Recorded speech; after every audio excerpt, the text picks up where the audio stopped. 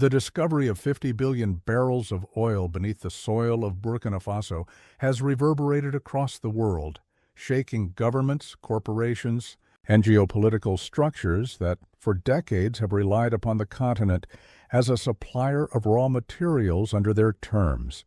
President Ibrahim Traoré's announcement did not come merely as a revelation of untapped resources, but as a declaration of sovereignty and self-determination that could alter the balance of power in Africa and far beyond. For a landlocked nation historically overlooked by global powers, this discovery represents a monumental shift, one that challenges entrenched narratives about who controls Africa's wealth and who dictates the terms of development. The response from the international community has been mixed, ranging from excitement about the potential economic benefits for the region to fear and skepticism from Western powers that now face the prospect of a transformed geopolitical map. Burkina Faso has long been considered one of the world's poorer nations, grappling with political instability, security threats, and an over-reliance on agriculture and gold mining as the backbone of its economy. Yet beneath its arid soil and rocky landscapes lay hidden a treasure of unimaginable proportions. The announcement that reserves of approximately 50 billion barrels of oil had been discovered positioned Burkina Faso not just as an African player, but as a potential giant in the global energy sector. The scale of the find is staggering.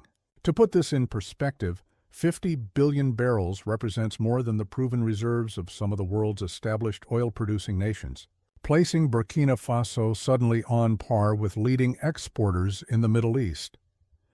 The implications of such a discovery are far-reaching, not only for the nation itself, but also for the entire global oil market, which is already under strain from shifting alliances, climate debates, and growing energy demand.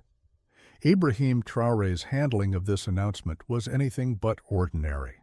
Instead of allowing multinational oil giants from Europe and North America to swoop in, dictate contracts, and extract profits while leaving behind environmental degradation and meager returns for the population, he outlined a vision rooted in sovereignty, accountability, and African control over African resources. He emphasized that Burkina Faso would not repeat the mistakes of other resource-rich states whose wealth has enriched elites and foreign corporations, but left their people impoverished.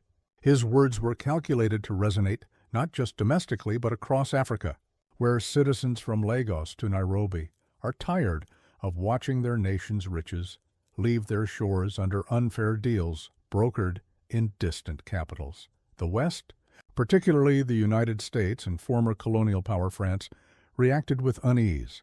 For decades, control of African oil reserves has been central to Western energy security strategies. The sudden emergence of Burkina Faso, a nation previously dismissed as geopolitically insignificant, threatens to upend calculations.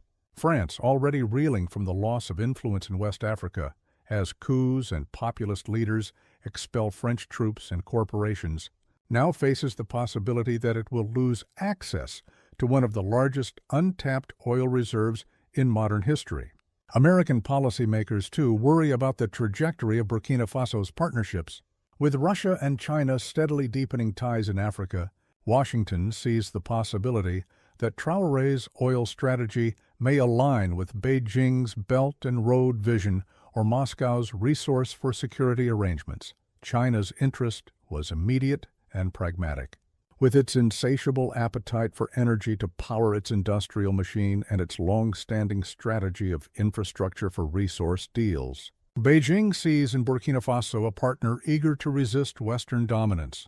Offers of pipelines, refineries, and industrial zones built by Chinese firms have already surfaced in diplomatic corridors. Russia, on the other hand, views the oil find as an opportunity to cement its growing military and political partnerships in the Sahel. Already providing security assistance and counterterrorism support, Moscow is well positioned to leverage this discovery into long-term energy cooperation for Africa as a whole. The announcement has been hailed as a turning point. Leaders from across the continent have expressed support for Burkina Faso's decision to prioritize national sovereignty in resource management. the African Union has suggested that Burkina Faso's discovery could be integrated into a continental energy strategy that reduces dependency on foreign markets and instead fuels intra-African trade. If handled wisely, the oil reserves could serve as a foundation for the long-promised industrialization of Africa, creating jobs, powering industries, and fostering regional integration. Yet history offers cautionary tales. The resource curse, a phenomenon where resource wealth fuels corruption, conflict, and stagnation rather than development, remains a haunting reality in many African nations. Nigeria, despite its vast oil wealth, continues to grapple with poverty, inequality, and environmental devastation in the Niger Delta. Angola's riches, too, have often lined the pockets of elites while the majority remain excluded. Traore's challenge, therefore, lies not just in resisting external pressures, but in ensuring transparency, accountability, and equitable distribution of wealth within Burkina Faso. Domestically, the discovery has ignited both hope and anxiety. Ordinary Burkinabè see the oil as a lifeline that could transform their lives, bringing electricity, jobs, hospitals, and schools. Yet they are also wary, having seen how resource wealth has failed others.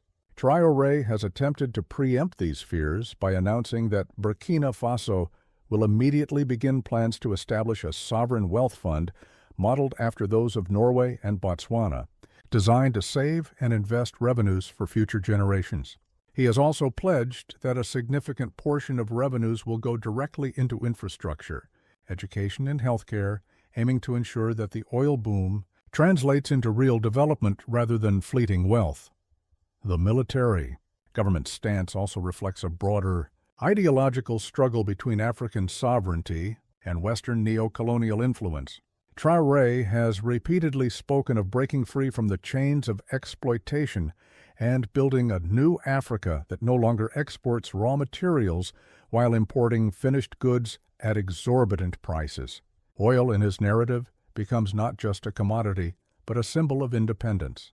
This framing resonates strongly across Africa, where populations are increasingly disillusioned with Western involvement and supportive of leaders who defy external pressure. On the global stage, the discovery in Burkina Faso has already begun to reshape oil markets.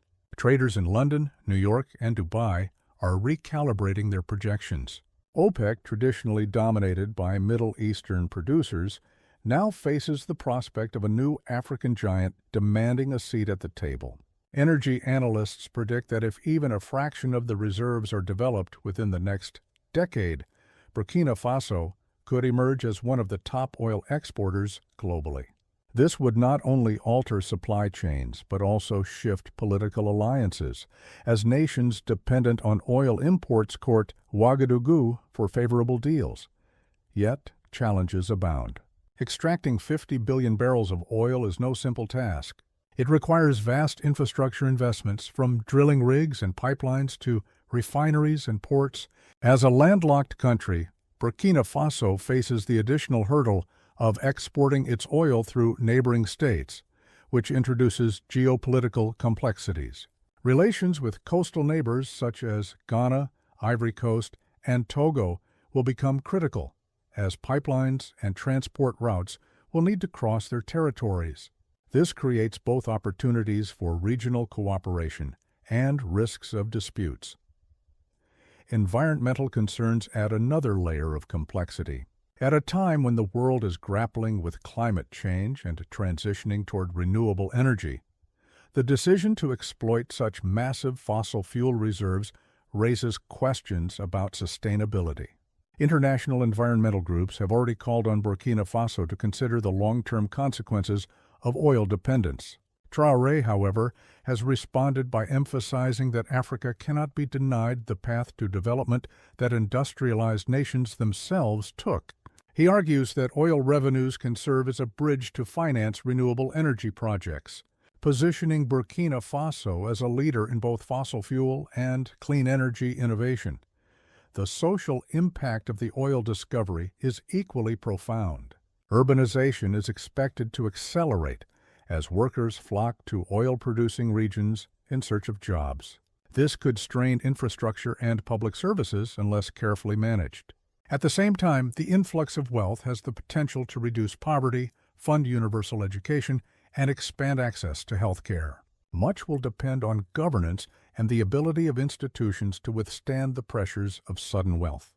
Traoré's administration, aware of these dynamics, has already begun outreach to technocrats, economists, and civil society groups to craft policies that balance growth with equity. Internationally, Burkina Faso's rise as an oil power has sparked fierce debates. Some see it as an opportunity to diversify global oil supply and reduce dependence on the Middle East, thereby stabilizing markets. Others view it as a destabilizing factor that could ignite competition among great powers for influence in West Africa. Already, diplomatic maneuvers are intensifying. The European Union, struggling with its own energy crisis after sanctions on Russia, is eyeing Burkina Faso as a potential supplier. The United States, wary of losing ground to China and Russia, is considering incentives to lure Ouagadougou into its orbit.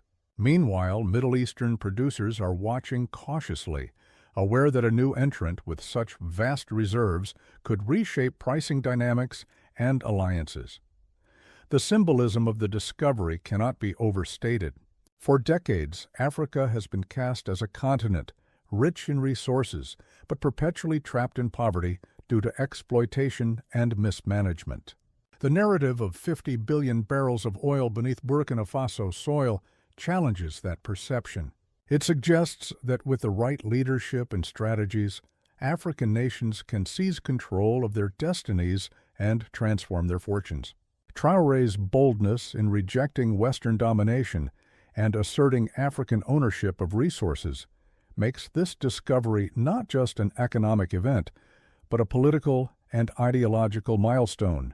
As the dust settles, one truth is clear: the world will never again look at Burkina Faso the same way. Once dismissed as a small, landlocked nation in the Sahel, it now holds a key that could unlock a new era of African empowerment. Whether this key opens the door to prosperity or conflict depends on choices made in the coming years. Traoré's vision of a sovereign, self-reliant Burkina Faso, powered by oil wealth but not enslaved to it, stands as a beacon of possibility. Yet the pressures will be immense as foreign powers, corporate interests, and internal challenges converge on this pivotal moment. The discovery of 50 billion barrels of oil in Burkina Faso is not merely a resource find. It is a test of leadership, governance, and collective will.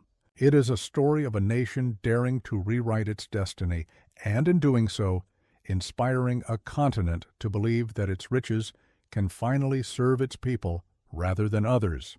For Ibrahim Traoré, this moment is both an opportunity and a burden. For Africa, it is a chance to redefine its place in the world. And for the global community, it is a reminder that history is always in motion, and that the rise of new powers often comes from places least expected.